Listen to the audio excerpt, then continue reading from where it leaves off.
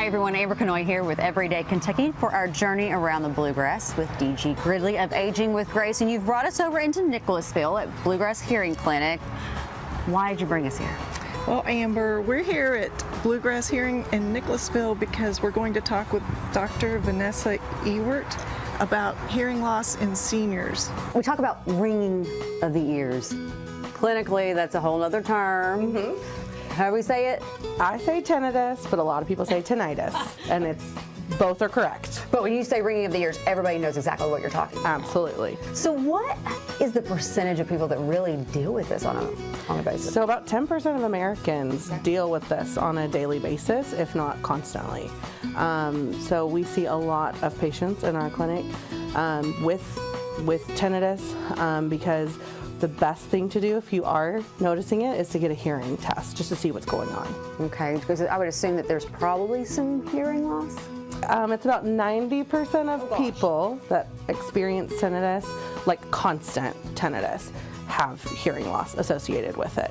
Do you see a lot of people that you work with suffer I'm from thinking this? of one in particular that was complaining to me the other day that he went to see an audiologist 10 years ago, and the audiologist just said, sorry, you're going to have to live with it. Obviously technology's come a long way, so that's helped a lot in the past 10 years.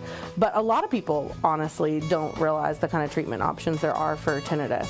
Like I said, most people have hearing loss associated with it, but there also can be some other underlying conditions that can cause tinnitus, like high blood pressure, certain medications, different disorders and diseases, things like that also have it associated.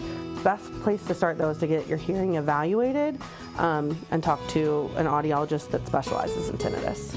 Real quick, you mentioned earlier if you constantly have that ringing of the ears, is there things that could cause a temporary ringing of the ears that shouldn't maybe alarm us, that we still should get checked out, but might not be permanent? So I think we've probably all experienced something like after we've been exposed to loud noises, like a loud concert, your ears ring afterwards, things like that. Those are typically temporary shifts.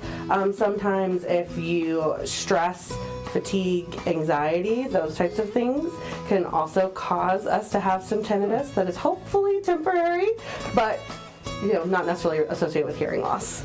So is tinnitus just ringing, or can it be like other noises? Most people describe it as a ringing in the ear, but roaring, buzzing, chirping, crickets. Crickets is what I hear a lot, like cicadas. That's the term I hear a lot of patients describe in this area. Is like it's like a summer night with cicadas.